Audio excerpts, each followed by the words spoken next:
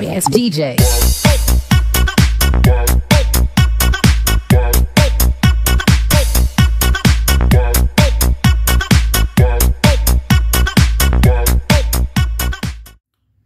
Shalom, saya bersyukur dapat kembali, dapat berbagi tentang kebenaran firman Tuhan di dalam YouTube channel kita. Kita percaya bahwa setiap kebenaran firman Tuhan yang disampaikan itu dapat mengubahkan kita. Dan kita percaya melalui media apapun, kita akan mengalami perubahan. Dan sebelum saya memulainya, mari kita berdoa terlebih dahulu. Tuhan, kami bersyukur untuk kesempatan ini, untuk kami dapat belajar tentang kebenaran firman-Mu, kami dapat sharing, kami dapat berbagi tentang apa yang Kau mau untuk kami menjadi orang-orang yang berbeda pada masa-masa ini. Sekalipun keadaan tidak baik di tengah-tengah kami, di sekeliling kami percaya ada Tuhan yang besar bersama-sama dengan kami. Tuhan, berbicara Engkau melalui setiap kami, melalui media ini. Kami percaya dimanapun dan kapanpun waktunya kami mendengar, menonton video ini, ada pertolongan daripada Engkau ya Roh Kudus, untuk dapat menguatkan kami, menolong setiap kami. Di dalam nama Tuhan Yesus kami berdoa, haleluya, amin. Kita semua, sebelumnya saya akan membagikan topik kita tentang iman yang sesungguhnya. Beberapa waktu ini saya belajar tentang ini, dan bahkan saya sudah membagikan beberapa kali, dan saya percaya bahwa ada pertolongan Tuhan yang akan bersama-sama dengan kita untuk menguatkan kita tentang pengertian kita, bahkan meneguhkan hati kita tentang iman yang sesungguhnya. Dan kita akan membahas melalui sebuah kisah yang ini adalah kisah yang luar biasa menurut saya, berada di Daniel 3. Kita mungkin, saudaraku, sudah pernah mendengar kisah ini, tentang kisah Sadrak, Mesak, dan Abednego gitu ya. Dan bagaimana ada seorang raja yang namanya Nebukadnezar, yang membuat sebuah patung emas yang luar biasa, dan dia meminta untuk seluruh rakyat untuk dapat menyembah patung itu. Dan siapa saja yang tidak menyembah akan dihukum. Dan ada 3 orang yang bertahan dan tidak mau menyembah itu. Dan saya akan bacakan kepada saudara-saudaraku semua di ayat Daniel 3 ayat 14-nya. Berkatalah Nebukadnezar, yaitu raja itu, kepada mereka, apakah benar, hai Sadrak, Mesak, Abednego, bahwa kamu tidak memuja dewaku, kata raja itu, dan tidak menyembah patung emas yang kudirikan itu.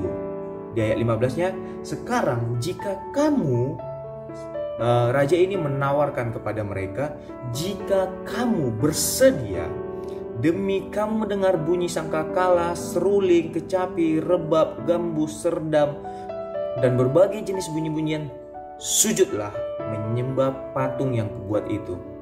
Tetapi, dikatakan di sini, tetapi jika kamu tidak menyembah, kamu akan dicampakkan seketika itu juga ke dalam perapian yang menyala-nyala.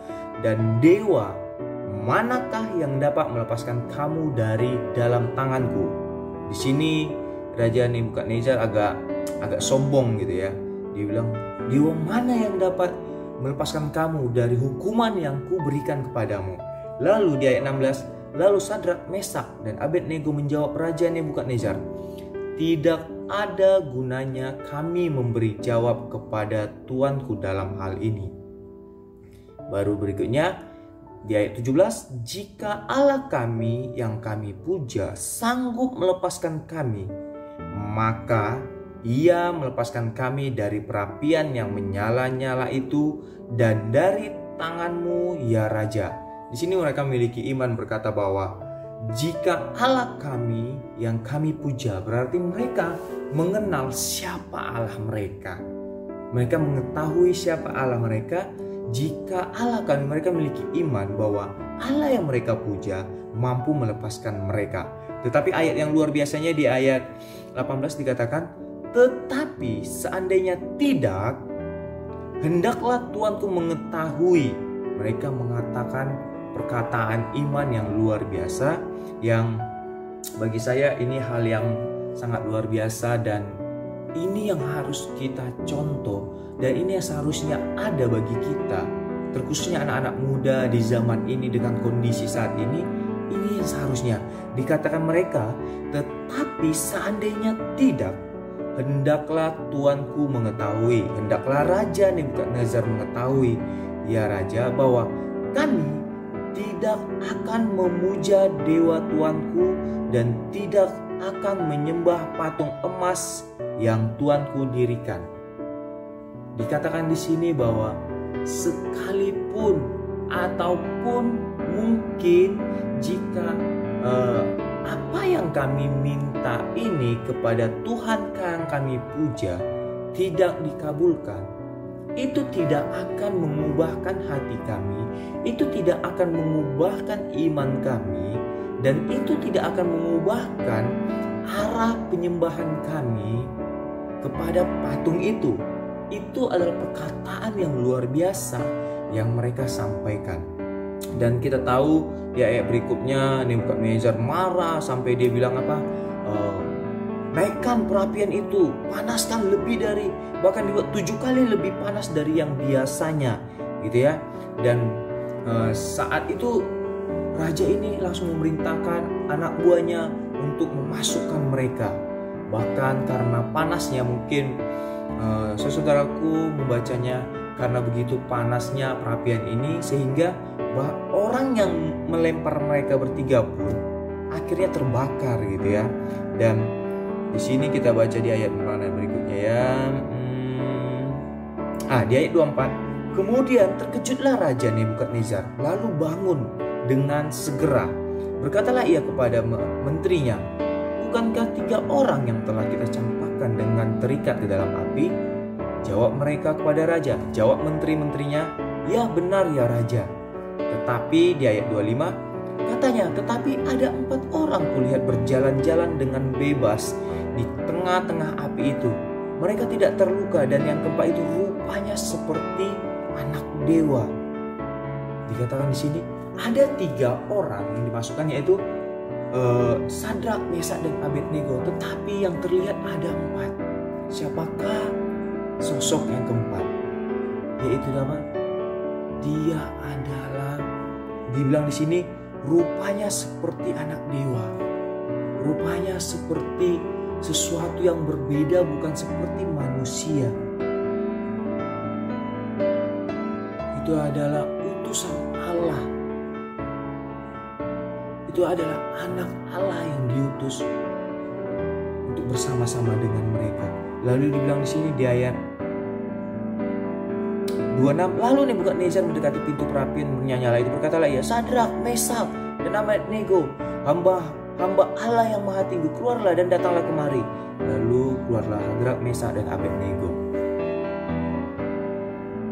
Di sini ditunjukkan adalah iman yang sejati, saudaraku. Iman yang walaupun, iman yang meskipun apapun yang terjadi tetap percaya. Dan ini yang ditunjukkan oleh kisah ini yang ditunjukkan oleh Sadrak, Mesak, dan Abednego. Mereka memiliki iman bahwa Tuhan pasti menolong mereka. Bahkan Tuhan hadir bersama-sama dengan mereka. Menghadapi kondisi itu, Tuhan ada bersama dengan mereka. Bahkan di dalam perapian ini dikatakan di sini apa? Tetapi 4 orang kulihat berjalan-jalan dengan bebas tanpa terikat. Bahkan mereka waktu masuk ke dalam itu mereka diikat, dilempar, terikat loh. Tapi yang dilihat apa? Mereka berjalan dengan bebas. Di dalam iman yang sesungguhnya ada 2 hal yang mau saya bagikan kepada saudara-saudaraku. Yang pertama adalah iman yang benar kepada ketuhanan Yesus Kristus. Saat kita mengenal, saat kita tahu bahwa iman yang sesungguhnya adalah kita tahu siapa Tuhan yang kita sembah. Kita tahu siapa Raja itu. Tidak karena kondisi ancaman kita berubah. Kita buka di dalam Yohanes 5 ayat 3. Saya akan bacakan kepada saudaraku semua. Yohanes 5. Sebab Yohanes 5 ayat 3 sampai 5, sebab inilah kasih kepada Allah, yaitu bahwa kita menuruti perintah-perintahnya. Perintah-perintahnya itu tidak berat. Saat kita mengenal ketuhanan Allah kita, ketuhanan Yesus Kristus, kita tahu bahwa perintah-perintahnya itu tidak berat. Di ayat 4, sebab semua yang lahir dari Allah mengalahkan dunia. Orang-orang yang percaya kepada Allah mampu mengalahkan kondisi yang ada di dunia ini. Dan inilah kemenangan yang mengalahkan dunia, yaitu apa? Iman kita. Di ayat 5 dikatakan, siapakah yang mengalahkan dunia selain daripada dia yang percaya bahwa Yesus adalah anak Allah. Iman yang sesungguhnya adalah iman yang percaya, iman yang benar, yang mengetahui ketuhanan Yesus Kristus. Yaitu siapa Yesus Kristus? Adalah anak Allah. Iman yang benar. Di Lukas 8 ayat 22 dikatakan, Lukas 8 ayat 22, pada suatu hari Yesus naik ke dalam, ini bercerita tentang, kita akan mempelajari tentang Tuhan yang benar. Siapa Yesus ini? Untuk memiliki iman yang benar kita harus tahu siapa Yesus ini. Di dalam kisah ini Tuhan memerintahkan murid-muridnya untuk berangkat ke seberang, gitu ya. Saya akan bacakan dengan cepat. Pada suatu hari Yesus naik ke dalam perahu bersama-sama dengan murid-muridnya. Ia berkata kepada mereka, marilah kita bertolak ke seberang danau. Lalu bertolaklah mereka. Lalu murid-muridnya mengikuti apa yang dikatakan Yesus. Dan ketika mereka sedang berlayar, Yesus tertidur. Sekonyong-konyongnya turunlah taufan ke danau sehingga perahu itu kemasukan air dan mereka dalam bahaya. Di sini ada badai, mereka dihantam badai. Di ayat 24, maka datanglah murid-muridnya membangunkan dia. Katanya, guru, guru, guru. Mereka mulai panik gitu ya. Guru, guru, kita binasa gitu ya. Mereka panik, mereka berteriak, mereka membangunkan Tuhan. Guru, guru, guru, kita akan binasa. Ia pun bangun, Yesus pun bangun. Lalu menghardik angin dan air yang mengamuk itu. Dan apa yang terjadi? Angin dan air itu pun reda dan danau itu menjadi teduh. Lalu katanya kepada mereka, di manakah kepercayaanmu? Maka takutlah mereka dan heran. Lalu berkatalah seorang kepada yang lain, siapa gerangan orang ini sehingga ia memberikan perintah kepada angin dan air dan mereka taat kepadanya? Di sini diceritakan bahwa waktu mereka berangkat sesuai dengan apa yang Tuhan mau, sesuai apa yang Yesus mau, sesuai apa yang Tuhan perintahkan, di tengah-tengah perjalanan terjadi badai. Sering terjadi ini dalam kehidupan kita orang percaya. Kita dengar jelas apa yang Tuhan mau. Kita melangkah, kita berjalan bersama dengan Tuhan. Di dalam perjalanannya kita mengalami badai ini. Dan ini yang terjadi dengan kita kebanyakan orang-orang percaya. Kita mulai panik, kita mulai ketakutan. Kita mulai, Tuhan, Tuhan bagaimana ini? Engkau yang memerintahkan aku, tetapi kenapa ini yang terjadi? Kepanikan, ketakutan.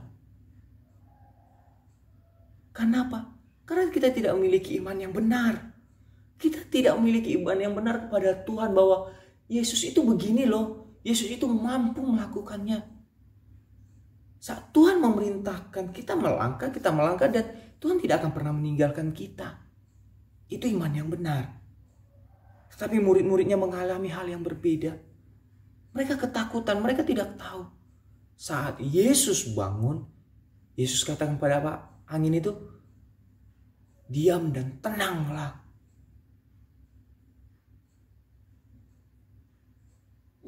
Dan apa yang terjadi? Alam itu, kondisi yang terjadi, angin ribut itu, badai yang datang itu dalam sekejap berhenti dan tenang. Lihat, alam saja tahu siapa penciptanya. Saat penciptanya berkata tenang, maka alam itu tenang. bagaimana dengan kita saat kita menghadapi masa-masa yang sulit? Bagaimana dengan kondisi kita? Di sini Tuhan katakan di ayat 25, di manakah imanmu? Di manakah kepercayaanmu?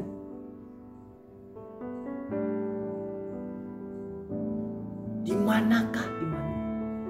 Iman yang benar bukanlah iman yang berkata bahwa saya akan melalui badai ini. Tidak. Itu hanya sekedar positive thinking, itu hanya pemikiran yang positif bahwa mungkin itu hanya penguatan diri sendiri bahwa aku akan melalui badai ini. Itu bukan iman. Iman yang sesungguhnya adalah iman yang berkata, sekalipun di tengah badai ini, aku percaya Tuhan bersama denganku. Itu iman yang benar. Bukan iman yang berkata bahwa aku akan melalui badai ini. Tidak. Tetapi iman yang benar, saat Tuhan berkata di sini, di manakah kepercayaanmu? Iman yang benar adalah sekalipun kami melalui badai ini, sekalipun kami melalui kondisi saat ini, sekalipun COVID yang terjadi saat ini, sekalipun keadaan finansial yang tidak baik saat ini, kami akan melaluinya bersama dengan Tuhan. Aku akan kuat melaluinya. Meskipun keadaan tidak baik di tengah-tengah kehidupanku, aku akan menghadapinya.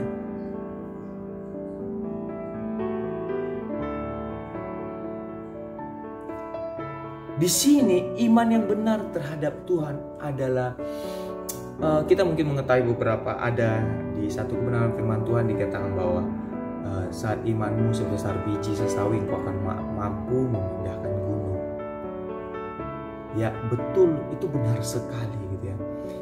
Iman yang besar mampu, bahkan iman yang sebesar biji sesawi mampu memindahkan gunung. Ya, itu benar. Tetapi iman yang benar-benar mengerti, mengenal siapa Tuhanmu, itu adalah iman yang memampukan kita iman yang memampukan kita tetap percaya sekalipun gunung itu tidak beranjak, sekalipun gunung itu tidak pindah. Iman yang benar, saya ulangi sekali lagi, iman yang besar ya mampu memindahkan gunung ini. Bahkan iman yang sebesar biji sesawi dikatakan mampu memindahkan gunung ini. Tetapi iman yang benar kepada ketuhanan, iman yang mengenal Tuhanmu, iman yang memiliki kepercayaan penuh kenal kepada Yesus Kristus, memampukan kita, memampukan saya tetap percaya sekalipun gunung itu tidak pindah. Itu iman yang seharusnya kita miliki, saudaraku. Tadi iman yang pertama adalah iman yang benar kepada ketuhanan. Iman yang benar yang tahu siapa Tuhan kita. Itu yang pertama. Yang kedua, iman yang nyata. Dikatakan dalam kebenaran firman Tuhan bahwa iman tanpa perbuatan mati. Artinya iman harus ada buktinya. Iman harus bukan hanya sekedar perkataan, tetapi ada tindakan yang dilakukan. Kita baca di dalam di dalam Yohanes 16 ayat 33. Semuanya itu kukatakan kepadamu supaya kamu beroleh damai sejahtera dalam aku. Dalam dunia kamu menderita penganiayaan. Dalam dunia ini mungkin kita saat ini masa pandemi ini mengalami banyak hal, kondisi keuangan, kondisi kesehatan, bahkan mungkin kita ditinggalkan orang-orang terkasih. Dibilang apa di sini? Kebenaran firman Tuhan dikatakan bahwa apa? Di dalam dunia kamu menderita penganiayaan, tetapi kuatkanlah hatimu, aku telah mengalahkan dunia. Di sini apa? Tuhan Yesus Kristus, Allah mengutus Yesus untuk mengalahkan dunia. Dengan apa? Dengan mati di kayu salib dan mengalahkan dunia ini. Kebenaran firman Tuhan dikatakan bahwa apa? Allah Yesus Kristus telah mengalahkan maut dan dia bangkit. Nyata. Dan di 2 Korintus 12 dikatakan sini, dan supaya aku jangan meninggikan diri karena pernyataan yang luar biasa itu, maka aku diberi suatu duri. Di sini kisahkan tentang cerita Paulus ya, saudaraku ya. Di sini aku diberi suatu duri di dalam dagingku, yaitu seorang utusan iblis untuk mengocoh aku supaya aku jangan meninggikan diri. Tentang hal itu aku sudah 3 kali berseru kepada Tuhan supaya utusan iblis itu mundur daripadaku. Di sini dikatakan apa? Paulus sudah berkata bahwa aku sudah memohon sampai 3 kali kepada Tuhan supaya keadaan ini, supaya utusan iblis ini mundur daripadaku. Tetapi Tuhan menjawab apa? Cukuplah kasih karunia, di ayat 9-nya. Cukuplah kasih karuniaku bagimu, sebab justru dalam kelemahan kuasaku menjadi sempurna. Tuhan katakan apa? Cukuplah kasih karuniaku ada bagimu, sebab justru dalam kelemahan kuasaku menjadi sempurna. Sebab itu terlebih suka aku bermegah atas kelemahanku, supaya kuasa Kristus turun menaungi aku. Di ayat 10-nya, karena itu aku senang dan rela dalam kelemahan, di dalam siksaan, di dalam kesukaran, di dalam penganiayaan, dan di dalam kesesakan oleh karena Kristus. Sebab jika aku lemah maka aku kuat. Dikatakan di sini apa? Ada tindakan iman yang dilakukan oleh Paulus. Dia katakan apa? Sekalipun dia sudah berseru kepada Tuhan 3 kali, Tuhan, enyahkanlah penyakit ini daripadaku, enyahkanlah utusan iblis ini daripadaku, aku sudah tidak mau ini lagi. Tetapi apa? Tuhan katakan, cukuplah kasih karuniaku kepadamu. Dalam kondisi-kondisi saat ini juga kita mungkin mengalami hal ini, saudaraku. Tapi apa tindakan iman kita? Yaitu apa? Kita tetap percaya, bahkan kita tetap memegang teguh iman kita kepada Kristus. Sebab di dalam kesesakan ini, saat kita bertahan dengan iman kita kepada Kristus, kita menjadi kuat. Ada perkataan iman yang kita sampaikan. Ada hal yang kita sampaikan sekalipun dengan kondisi ini.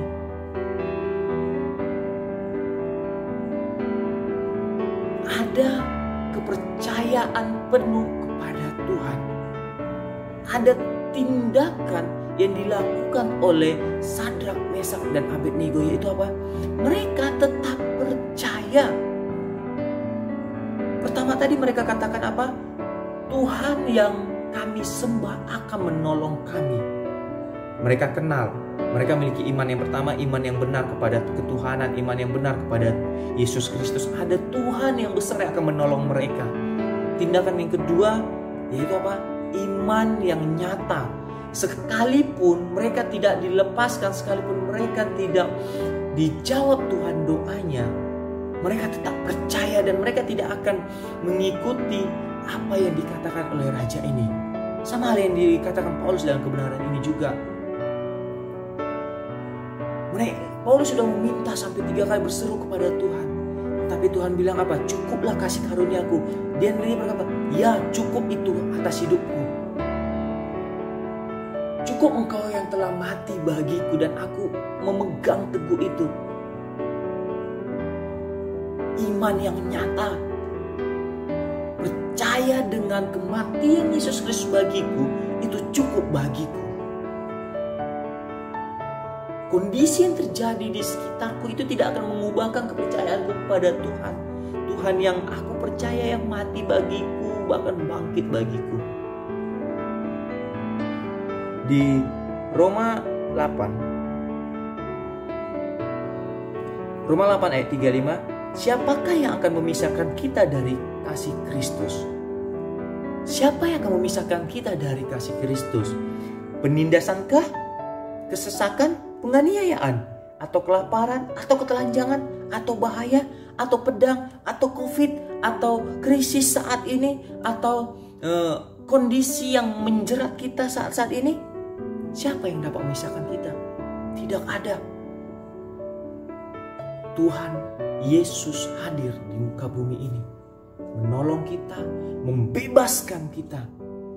Kita akan lompat di ayat 37-nya, dikatakan, tetapi dalam semuanya itu lebih daripada orang-orang yang menang oleh Dia yang telah mengasihi kita, sebab aku yakin bahwa baik maut maupun hidup, baik malaikat-malaikat maupun pemerintah-pemerintah, baik yang ada sekarang maupun yang akan datang, atau kuasa-kuasa, baik yang di atas maupun yang di bawah, ataupun sesuatu makhluk lain, tidak akan dapat memisahkan kita dari kasih Allah yang ada dalam Kristus Yesus Tuhan kita.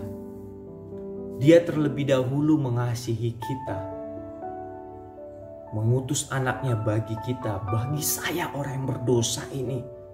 Tidak ada satupun yang dapat memisahkanku dari kasih-Nya.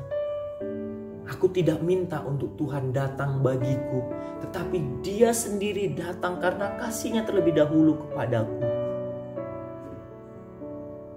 Dan dengan apa yang Dia berikan, dengan pengorbanan yang besar, aku mengimani, kita percaya bahwa apapun kondisi kita saat ini, Dia terlebih dahulu mengasihi kita. Jadi jangan khawatir di depan ini, jangan takut, jangan bimbang.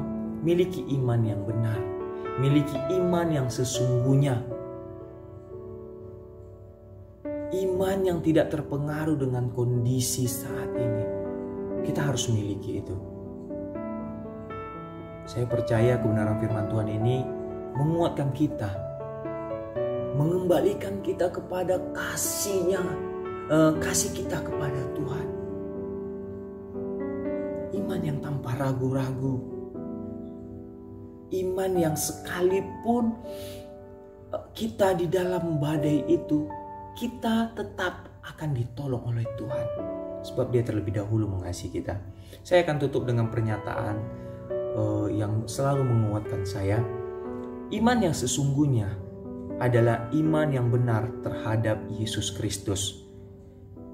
Iman yang benar-benar tahu siapa Yesus, yaitu satu pribadi yang datang ke dunia ini bukan karena aku yang minta, tetapi karena kasih-Nya yang besar bagiku dan menolong aku. Kasih Yesus yang begitu nyata, yang sekalipun aku mengalami kondisi yang tidak baik saat-saat ini, tetapi karena Dia terlebih dahulu menolongku, menyatakan kasih yang besar atasku dan nyata atas hidupku, aku mampu menghadapi kondisi saat ini. Badai yang kualami saat ini, badai yang kita alami saat ini, bukan berarti kita hanya berkata aku akan melaluinya, tetapi aku akan menghadapinya bersama-sama dengan Tuhan. Dan sekalipun setiap doa yang kuminta kepada Tuhan belum dijawab, bukan berarti itu mengubahkanku untuk berpaling daripadanya.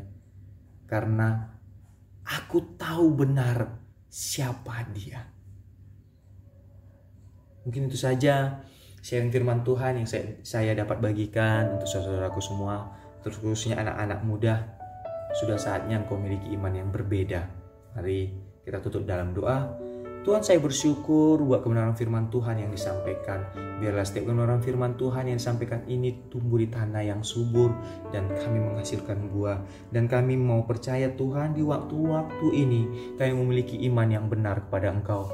Iman yang sesungguhnya, iman yang benar-benar tahu siapa sosok, siapa Tuhan yang kami sembah. Terima kasih Bapa buat kesetiaan-Mu atas hidup kami.